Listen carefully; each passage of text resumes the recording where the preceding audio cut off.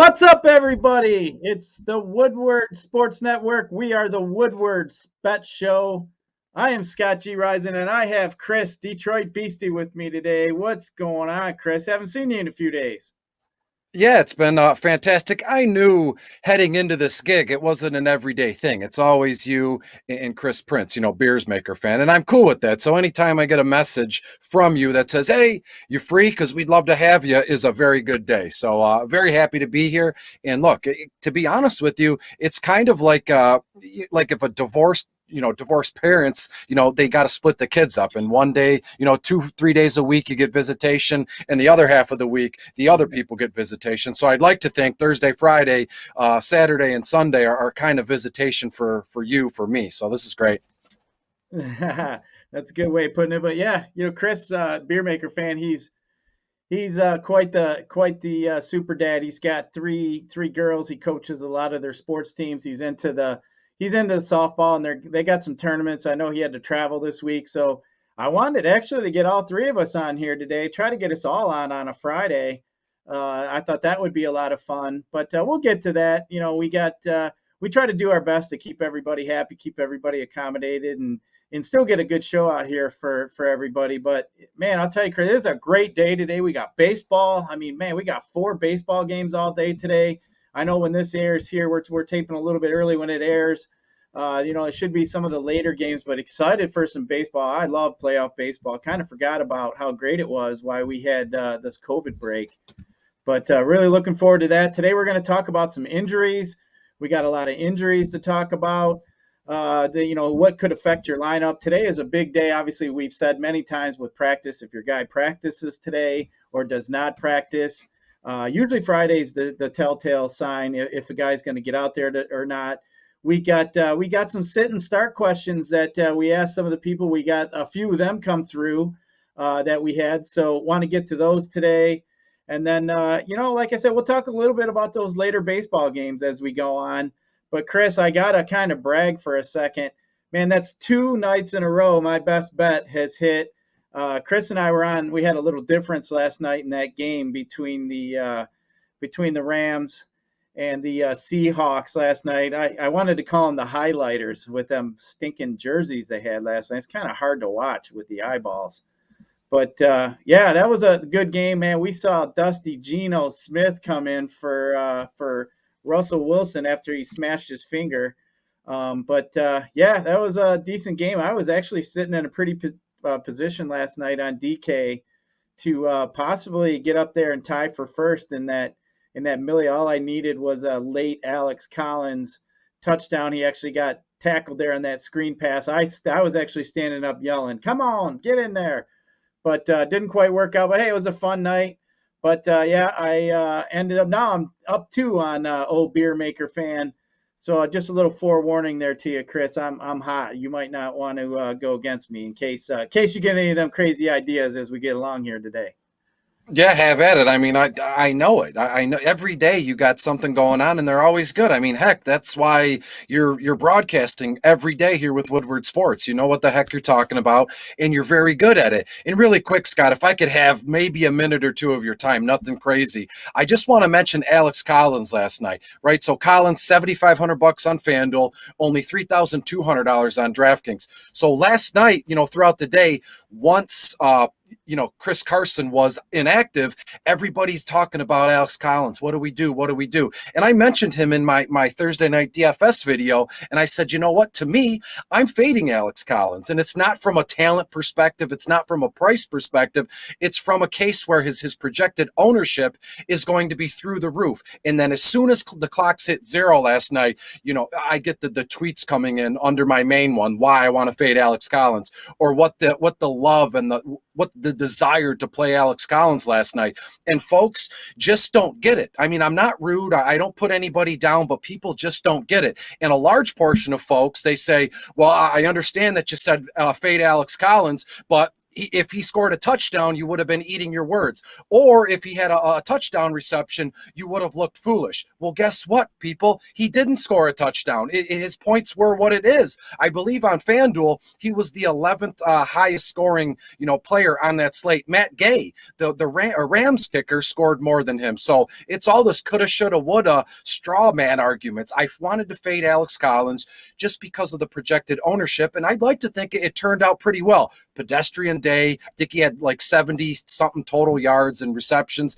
and rushing yards. But folks just can't admit, like, when you know what, Chris, it was a good idea. I would have faded him. And more so, if I look, I already did it. I took screenshots. If I look back through all the first place contests who hit big time last night, none of them had Alex Collins in their lineup. Guy won $500,000. No Alex Collins. The guy who won first in the $1 single entry, $2 single entry. Nobody had Alex Collins if they won any sort of substantial money. So to me, I'm sticking by that, what I did. Fade Alex Collins, and that's it. Just for Thursday. People are going on and on and on, much like I am, about seasonal formats. I don't care. I'm talking about FanDuel, DraftKings, one night only, Thursday night. So thank you for letting me get that off my chest.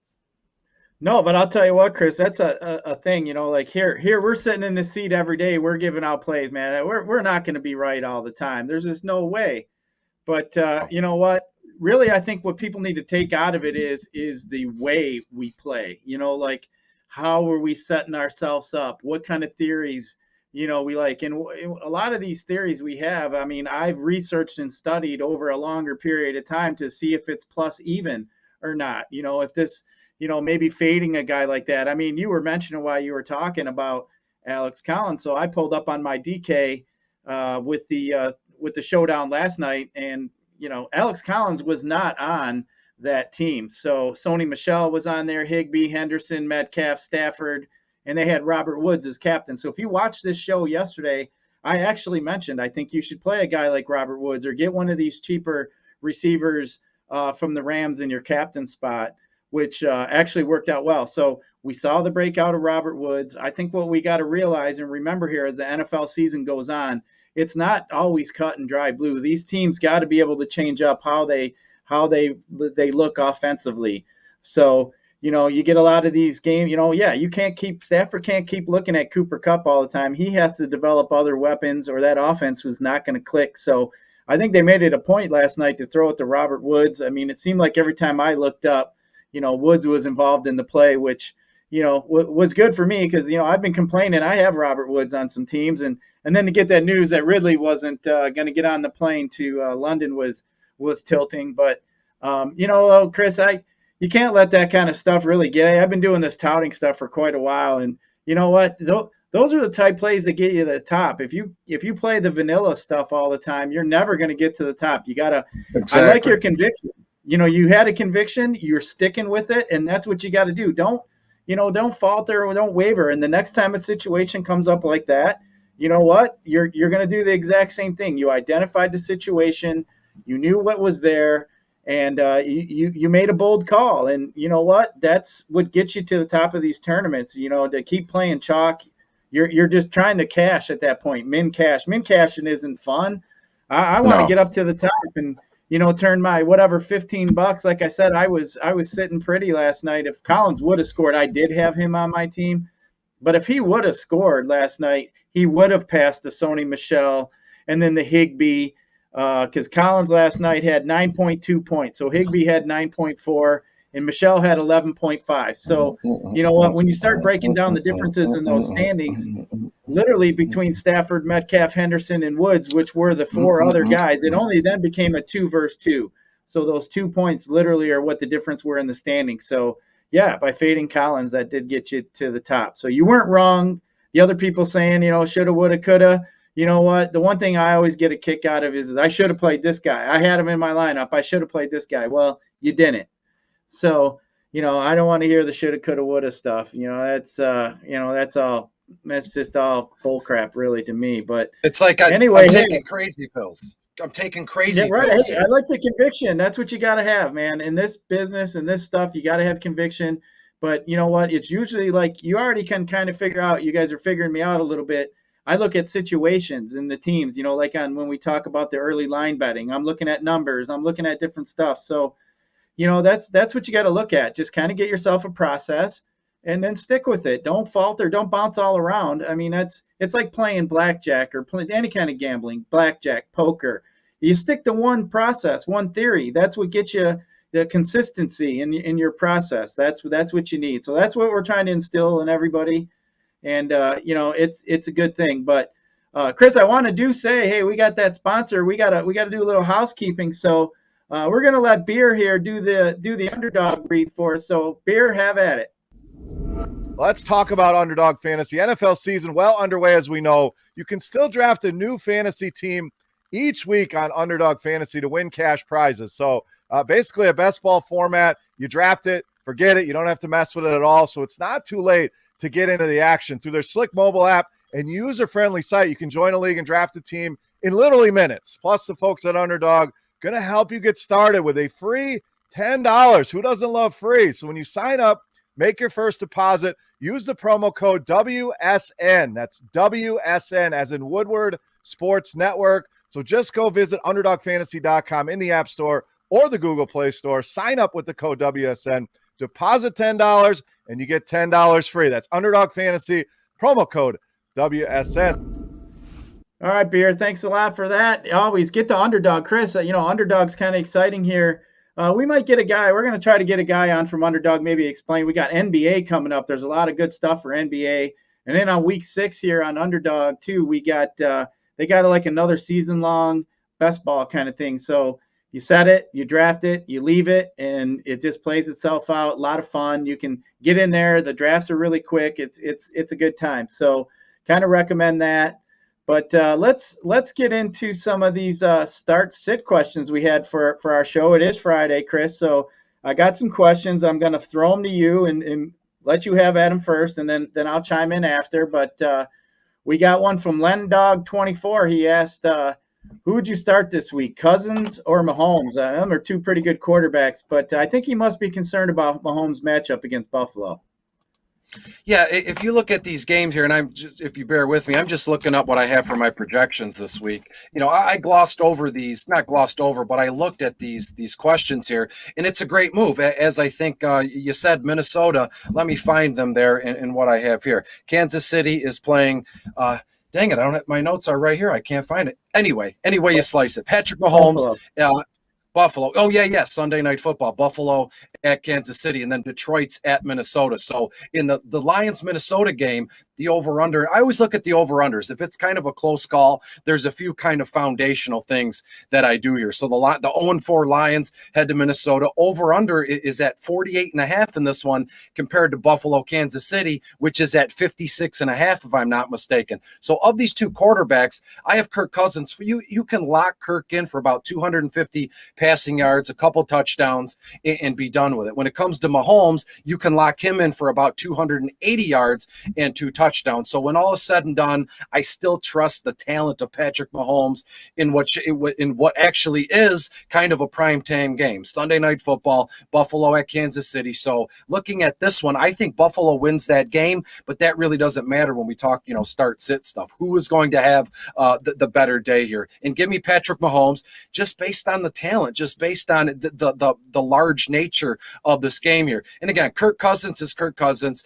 This isn't, like a 300-yard passing day lock for Kirk Cousins here, but I wouldn't be mad. This is a legit question. It could go either way, and it comes down to like personal preference where you have to dig into some of those specifics. What's the opposing defense like against quarterbacks? What's the over-under? Is there some sort of middle linebacker or DB spy that kind of takes over watching these quarterbacks? And to this game, everything I've sliced between the two, I'm going to go Patrick Mahomes. Yeah, you know what? I'm going to agree. So just kind of breaking down this game, obviously Cousins is a great bounce back spot following that clunker they had in week 4 versus Cleveland. But, for me, I think the difference maker is, you got Dalvin Cook. He's supposed to come back. He's a game time decision. I mean, truly, they'd be smart just to sit him out. I mean, they're just a big favorite. They're at home. I don't really think it's necessary to play Cook, but I guess my point is if Cook plays, even Madison in there, Detroit gives up the most points to the running backs. So I think, with that being said, they may not need to throw the ball around as much here against Correct. the Lions. But they might just kind of resort to a game flow where it's going to be a running type game. You might see both running backs. They may give Dalvin maybe 15 touches, maybe he couldn't, and you could see Alexander getting the same, or Alexander Madison getting the same. So that would concern me. And I will say, whenever I'm in a situation like that, if I drafted Mahomes first, man, it's so tilting for me to bounce back and forth, and then your better guy comes out of nowhere. I think the upside's there for that Buffalo and Kansas City game. Obviously, both offenses are really good. If Kansas City gets down by 2 touchdowns, Mahomes is going to do nothing but throw the whole game. They don't really have that great of a running game, as we know. So I think the upside's higher for Mahomes. So I think, Lendog, I think that's the way I would go. But that is a very good question. I mean, you look at it, you think, man, Minnesota, the Lions, Mahomes, a tough defense, but yeah, I think that's the way to go. We got another one. I think Lee, you had a question last week. Jeremy Athena 21, glad to have you back. Asked, would you start CEH or Fournette this week, Chris? All right, so with these two guys, Clyde Edwards-Helaire, we know he's been on the rise big time in terms from week 1 to where we're at now. He's getting a little bit more work. He's doing more with his targets and touches. He's been extremely efficient. As it stands right now, Clyde Edwards-Helaire is averaging 5 yards a carry here, 58 carries, 291 total yards. Hasn't scored a touchdown on the ground yet. Both of his scores have been reception touchdowns here. So looking ahead to this week, as we already said, they're playing Buffalo here. And let me look up in terms of the matchup here. So Clyde Edwards-Helaire, Buffalo's 4th overall against opposing running backs. So when you look at wide receivers, they're a little bit lackadaisical in terms of going against wide receivers here. And then when you look at Fournette, I don't know of these two running backs. I don't know, given the trajectory of how both seasons have been going, I don't know how you get away from Clyde Edwards-Helaire. This kid has been steadily climbing. A lot of folks on social media always say, in air quotes here, where the CEH, people that hate Clyde Edwards-Helaire, you're very, silent right now. So to me, of the two running backs, I'm going Clyde Edwards-Helaire here, and I don't even think it's close in this one.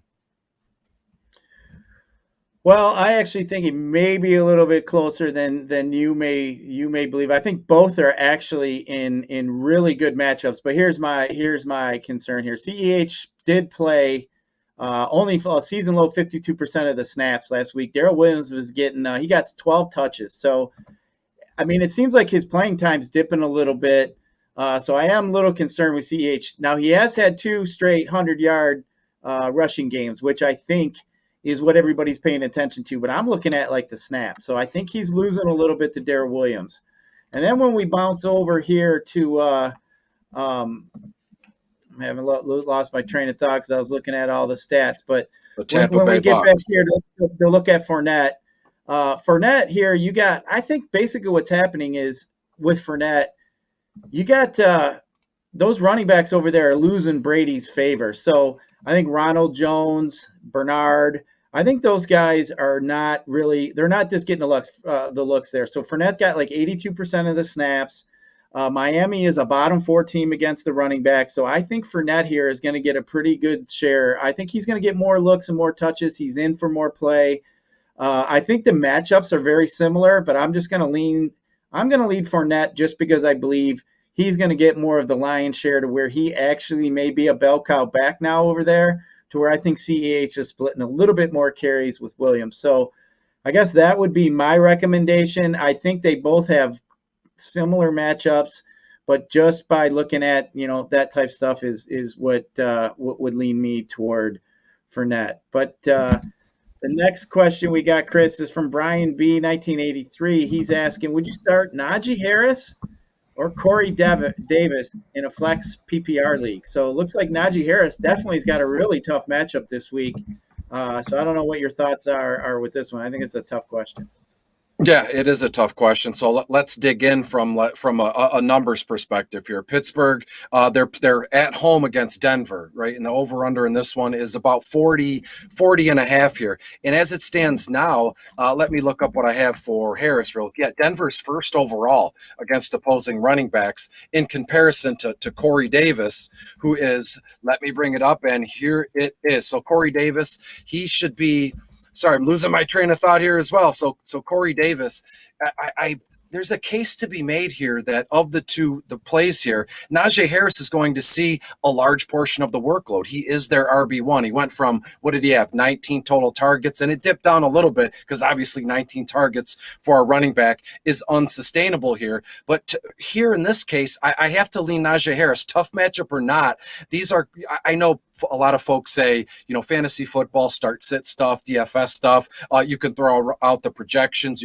It's all based on matchups. Well, to a certain extent, sure. But at what point do we look at matchups and say, well, it's tough versus like a medium kind of level matchup here, and talent is going to win out? Corey Davis, I know you could probably expect him for about 6 or 7 targets, 4 or 5 receptions, a cool 50, 60 yards. And by the way, Davis is averaging 16.1 yards a reception. Already has 3 touchdowns on the season here. But in terms of workload and on-field percentage in terms of snaps, as you pointed out moments ago, which is massive for DFS formats and especially start-sit questions, Najee Harris is going to be on the field, I would imagine, just throwing this out there off the top of my head, probably 10 to 12% more than Corey Davis is in this one. So give me the Pittsburgh Steelers stud young dynamo running back in Najee Harris. Yeah, see, this one's real tough for me. So, you just look at the matchup. Najee Harris, I mean, the Broncos, man, they're smashing running backs. Nobody's really been running on them. They allow the fewest points to running backs. And then they also allow the fewest receiving yards to running backs. So, you know what, though? But I got to believe that has something to do with, the game flows. And if you look back at some of these games, Denver's been smashing some teams. So there really wasn't a situation where the other teams were up against Denver to where they were running. But Harris does have that PPR upside.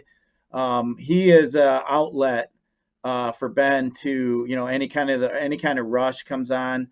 Najee Harris will be on the field more than Corey Davis. Corey Davis does have a little bit better matchup there against Atlanta. Atlanta's really weak. They're like 9th worst against the receivers. He is their top receiver. I think that game will probably be in the mid-20s there. That is an early game. It's at 9 in the morning here, so we get to wake up and watch a little bit of London football. But, yeah, you know what? Some people have preferences to play running backs just because of the floor, so to speak. I think in this game, Corey Davis probably has a higher upside just because of the long touchdown play. I think he has a chance for a bigger play chance than Najee Harris does, but I think the consistency with Najee Harris is there. So if you're looking for more of a floor play, I would go Najee. If you're looking for maybe a high home run upside, then I'd probably throw in Corey Davis. But generally, I like to use running backs for the floor where I'm trying to play like a cash type team. So for what you may, I think I'd probably go Najee there and agree with Chris. The next one we got, Chris, is Sam Sketsky wants to know, would you start Mike Evans or Marvin Jones this week? That's an interesting one. That is a very interesting one here. Now, in terms of Tampa Bay and their matchup, Miami comes to Raymond James Stadium, over-unders at about 47.5. And Marvin Jones and the Jacksonville Jaguars, it looks to be, let me comb through Tennessee's at Jacksonville in this one. So, briefly off the top of my head, I'm going Mike Evans here all day because we know, I've said it a million times in my content and even on broadcasts through the last few months. Marvin Jones Jr. is the consummate professional. He shows up, puts his head down, and does his job. But to be honest with you, all the player projections and the matchups aside, the Jacksonville Jaguars they're in turmoil right now because of their head coach, Urban Meyer, is just being a buffoon with that girl grinding on his lap, all that nonsense. nonsense there. So I'm telling you, I don't think the Jacksonville Jaguars are in sync at all. There's probably a lot of infighting and, you stink, no, you stink. It's our head coach. They have to have press conferences.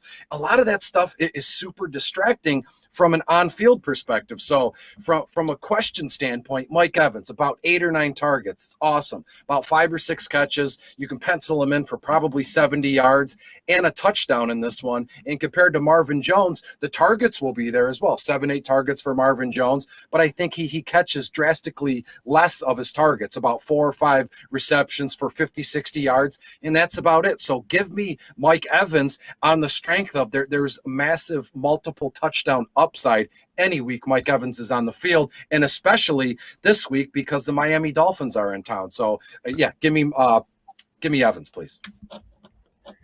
Yeah, this one here was tough. I mean, I was looking into it, so I did dig a little bit deeper here. So Mike Evans, I think, is going to end up getting Xavier Howard for the Dolphins, their Pro Bowl cornerback. I think he's going to shadow him most of the time just because Godwin is in the slot. So I think he's going to get Howard, which is going to be pretty scary.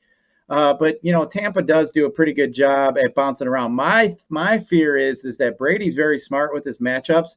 I don't see him throwing at Howard that much. So I think he may stay away from him. So I think this may be more of a Godwin game.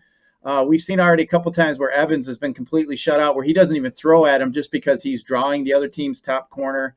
And then you mentioned the Jaguars. You're right. They're in disarray. I think they already gave up on them. But Marvin Jones is the ultimate professional, as you mentioned. I do like Marvin Jones. I think they're going to be down. I think obviously they're not a very good team. I think they're going to have to throw quite a bit here. So I think this is another situation like we just talked about here. I think the safer play is Marvin Jones. I think he's the safer play if you're looking for that. But I think you'd have to go with a guy like Evans to have the higher upside. So for me, I think I would probably play Marvin Jones in like a season-long kind of thing here. I think he would. I think you could give Jones maybe a WR2, maybe a 3 type play here. So, I think I'm going to go with Jones as a safer play. But I do think that Evans does have some higher upside, especially with Brady. They are expected to win. But, that's a tough one, to be honest with you. But I think I would go Jones as far as the safety. But we got one last one here, and then we'll get into some injury report, and then we're going to get in a little bit of baseball. But B. Poussin 81 has a start 2, sit 1. Damien Williams, Corey Davis, or Cordell Patterson. I think this one's kind of an easy one for me. Yeah, I got it here. It's Corey Davis and Cordell Patterson. And again, you go to London, I believe it's at 9:30 in the morning Eastern, at least for me here in Michigan here. That game, those London games are always wild. You never know what to expect, what's going to happen. And with the fact that Ridley is out, I believe Russell Gage has also been deemed out. So we're just going to get just a heavy, heavy dose of Cordell Patterson in this one. And as we said, you already touched on Corey Davis moments ago. So give me CD and CP in this one here. I am going to 100% agree with you. Corey Patterson, I still cannot get over he costs more than Calvin Ridley on some of these DFS sites. You'd have told me that in week 5 at the beginning of the season, I would have definitely laughed at you. And hey, all you guys in best ball that got Cordell Patterson, congratulations. But Chris, let's get to some important injuries. I'll tell you what, as we always said, Friday is a very, very important day for injuries. Correct. If your guy does not practice today that you're concerned about, really good chance he may not play today. So let's just burn through a couple of these here. We got a handful of them, and we're going to talk about some of the important ones. George Kittle, obviously over there in San Fran, he did not practice yesterday with his calf, so we're going to have to keep an eye on some George Kittle. And then we obviously know about the quarterback over there, Garoppolo. He's also got a calf. He did not participate either yesterday. Going to have to keep an eye on him. Maybe we get some Trey Lance. I know the beer maker fan really likes some Trey Lance moving forward. And then we also got some Josh Jacobs with the ankle. He fully participated in practice, so I do expect Josh Jacobs to give it a go this week. A little concern out there in Arizona with Chase Edmonds and his shoulder. He did not practice yesterday. There's a good chance he may not go this weekend. Going to have to keep our eyes on him. Melvin Gordon was limited. Looks like we might get some more Williams run there, which I really like that kid. So we got Melvin Gordon was limited in practice. And then Bridgewater with his concussion. Not quite sure what's going to go on there. And then here we got Godwin with his thumb. It sounds like he's going to give it a roll, but that was also something we just talked about with Mike Evans. So I'm going to guess Godwin's going to give it a roll. And Gronk did not practice yesterday. Chris, sounds like the ribs are kind of getting to him. Any of these injuries here I kind of broke down with Gronk, Godwin, Bridgewater, Gordon, Edmonds, Jacobs, and then our two guys there in San Fran. Any of them there concern you as far as any of your season-long teams or anything along them lines? Well, Gronk, I mean, that was massive. He took a shot in the ribs. He already missed last week. I think he's got multiple fractures. His lung was punctured. I mean, and that's saying something. That hit would have just completely decapitated me and knocked me out. So we wish him the best. In terms of all these other ones from a DFS perspective, if Teddy Bridgewater doesn't clear concussion protocol, I love the idea of mixing in a little bit of Drew Lock this weekend. Denver at Pittsburgh. Pittsburgh 17th overall against opposing quarterbacks. Drew Lock, $6,600 on FanDuel, only $4,900 on DraftKings. And obviously, this kid has nothing to lose. All spring and summer, who was it going to be? Was it going to be Teddy Bridgewater? Were they going to give, Lock the QB1, starting role here? So to me, Drew Lock might be the most scariest person to benefit on this list from a in-game DFS and seasonal perspective. As I said, this kid has nothing to lose. He is a gamer. Yeah, he makes bad decisions, but with nothing to lose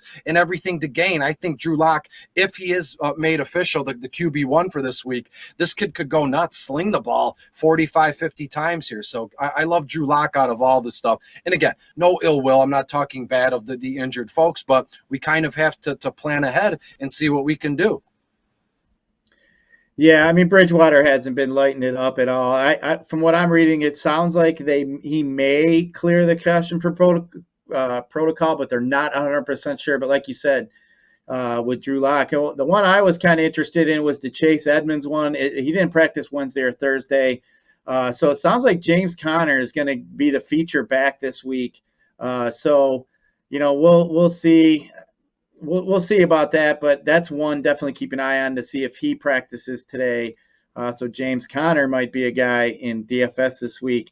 We'll continue on to a few more. We got Nyheim Hines' shoulder. He did not practice yesterday for the Colts. And then we got the Titans with A.J. Brown. And, obviously we know with theirs. He actually practiced yesterday, so we're kind of expecting A.J. Brown to get out there again, so that will help the Titans. And then we had Nick Westbrook. He was limited. He had a hamstring, so I think that's probably why they're trying to get Brown out there. Actually, their backups now are getting hurt. No luck out there with the Titans so far. And then you already mentioned Russell Gage. He did not practice yesterday, so, man, it looks like Cordell Patterson's going to get a little bit extra run. And then the next one we had was Chase Claypool, his hamstring. He was limited, not quite sure if we're going to see him or not. Going to have to kind of watch the wire today a little bit with him. And then we get down to a couple other guys that we want to be concerned about is Damien Williams with the Bears. Looks like he fully participated. I know he got dinged up a little bit, so it looks like he's going to be able to give it a go. And then Dalvin Cook, as we already talked about, he did not practice. I want to see if he practices today. If not, looks like we'll get some Madison run. Obviously, we already talked about the Lions giving up the most points to running backs. Cincinnati is expecting that we may get some T. Higgins back, so that will help the youngster Burrow over there. Sounds like Joe Mixon in the same team over there. He did not practice yesterday. Sounds like he's going to be a game-time decision. I do have some Mixon in a lot of my season longs, so a little bit concerned about him. Sounds like P. Ryan, somebody like that, may get some of the run. And then we had Devontae Parker was also limited a little bit in practice for the Dolphins. And then Curtis Samuel came back, and now it looks like he's got a groin issue. He did not practice yesterday. And then the Giants receivers with Slayton and Sterling Shepard, they did not practice, so sounds like they may be out. But, Chris, the big one everybody is kind of concerned about is our boy CMC. He was limited in practice. He's saying he wants to give it a run here in week 5. I don't know. What do you think about that? Yeah, I saw that this morning. And, if you look at this time last week, right after he was injured, hundreds of thousands of people picked up Chuba Hubbard. They spent a ton of fab. And now, if you look at it again this morning, and even right now, Hubbard is trending for the most dropped players because there was just one little tidbit, one little nugget that CMC wants to play on Sunday here. So everybody spent up for Chuba. Then they dropped him. So it's like people are running around with their heads cut off, like the Three Stooges. It's wild to me. But of the injuries that you listed on both those graphics here, I want to mention Chicago and Cincinnati really quick. David Montgomery already been ruled out. He's looking like he's going to be like a timetable of like 5 to 6 weeks with some sort of knee sprain or something along those lines. And Mixon has a high ankle sprain. So in DFS formats, and you even said Damian Harris, it looks to be, something's wrong with his quad here. So where does that leave us with Chicago's backfield? The rookie Khalil Herbert. Chicago goes to Vegas. Vegas is 20th overall against opposing running backs. Khalil Herbert, $5,200 on FanDuel, only $4,000 on DraftKings. And then let's go to Cincinnati real quick. Cincinnati hosts the Green Bay Packers. Green Bay's 19th overall against opposing running backs. So give me the rookie from the University of Michigan. Scott, I can't believe you passed up on this opportunity. Chris Evans, $4,800 on FanDuel, only $4,000 on DraftKings. So to me, I love the idea of mixing and matching Khalil Herbert and Chris Evans in our DFS line Sunday for like these big time multi-entry GPPs.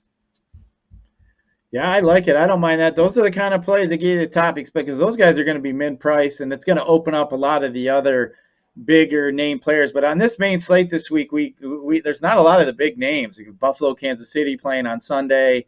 So, you're missing the Mahomes and the Josh Allens and the Kelseys and the Hills. And so, yeah, this slate here, when you first open up, it kind of looks boring. But, the great thing is, Chris, we got baseball. So, as we mentioned, there's 4 games today. But later tonight, we're going to have 2 games. Really interesting. Obviously, we saw the Dodgers in their huge walk-off win that they had the other day. Chris Taylor coming off the bench, hitting that homer. That was cool. That was great to see. Playoff baseball is back. But first game, we got at like 7 o'clock. We're going to have Boston and Tampa tonight. Just kind of looking at this game here, looking at some of these lines, I was thinking to myself here, just kind of breaking it down. I mean, Boston is a plus 120 favorite. Tampa is about a minus 142. The over-under on this is 7.5. I think here the Rays are one of the best teams as far as matchups. I think they're going to get to Chris Sale today. So actually what I am looking at is a bet here in the first half money line where I'm going to get the Rays at a minus 128. So I like the first 5 innings with the Tampa Bay Rays. I think we're going to see a guy like Nelson Cruz who just loved to smash lefties. Rosarena yesterday, Chris, did you see him steal home? Wasn't that was awesome? Yeah, absolutely. And when you look at this game, it was fantastic. And there's already a bunch of memes going around that like they were just beating the crap out of Boston, and Boston was in their dugout all stressed out, all nervous. And meanwhile, on the Tampa Bay Rays side of things, they're hanging out eating popcorn. I mean, like they've been there before. So you have to, understand that playoff baseball, every pitch, every single play matters, right? So the Tampa Bay Rays, they're cruising right now, and I'm with you. I'm not looking back. I'm betting the Tampa Bay Rays here, money line, as you said, minus 142. Yeah, the Rays there's 2 teams in baseball that play the matchups really well. That's the Rays and the Giants. We got both of them tonight. So the Rays mix and match. That bullpen's really good. So Boston, I think, is going to have they're going to have themselves some trouble. So definitely like the Rays here today. Exciting baseball. And then we have 2 of the best teams in baseball capping it off for us tonight with the Dodgers and the Giants.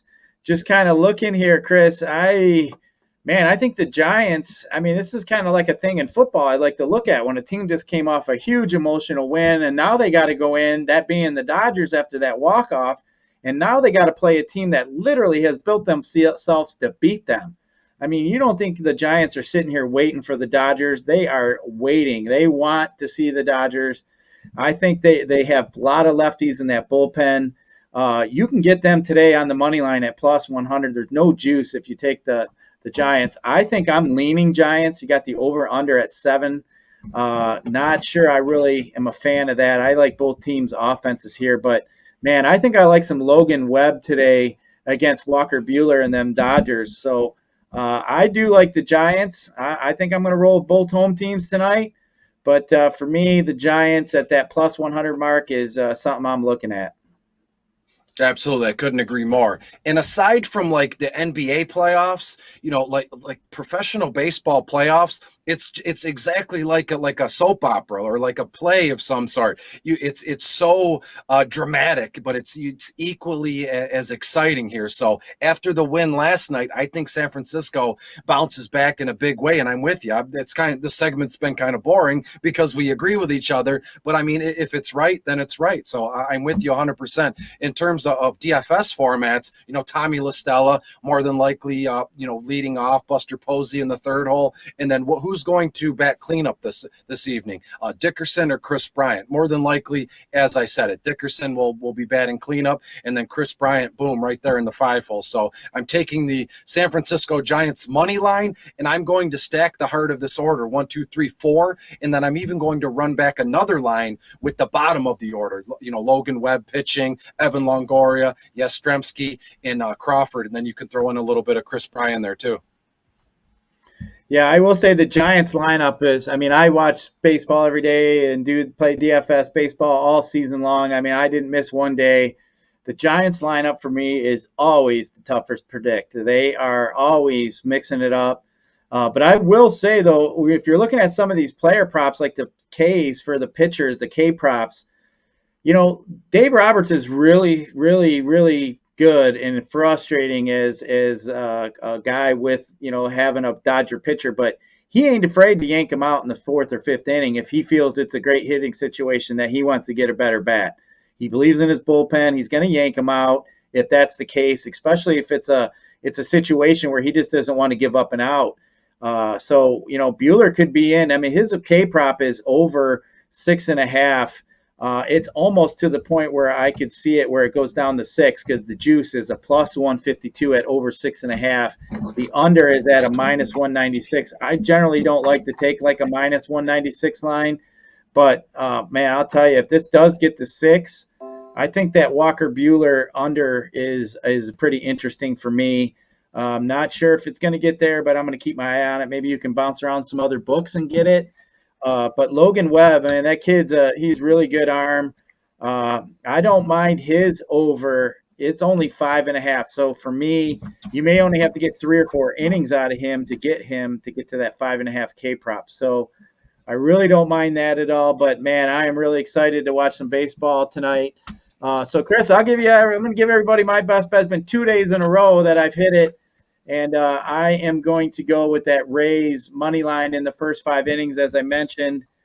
So I am looking at that. That is my best bet today. Chris, give the people your best bet, and we'll get on out of here for the day. Enjoy these baseball games and this fall weather we have in Michigan. But what do you got for the best bet for the people? Sure. The Los Angeles Dodgers and Walker Buehler face off against the San Francisco Giants and Logan Webb. Right now, the over-under in total runs scored is at 7.5 here. There's just no way that holds. I'm going over on this one, over 7.5 total runs for the Dodgers and for San Francisco. As you said, I could see a case where Walker Buehler is kind of yanked in the 4th or 5th inning, and then it turns into kind of like a long bullpen game for the Dodgers. All the meanwhile, San Francisco gets rolling, and they might handle most of, if not all, of the over-under in this one. So give me the over 7.5 in the Dodgers-San Francisco game. All right, sounds good. All right, everybody, that'll do it for today's show. For Sawyer behind the glass, I am Scott for Chris. This is the Woodward Bet Show. Thanks for watching. We'll catch you tomorrow.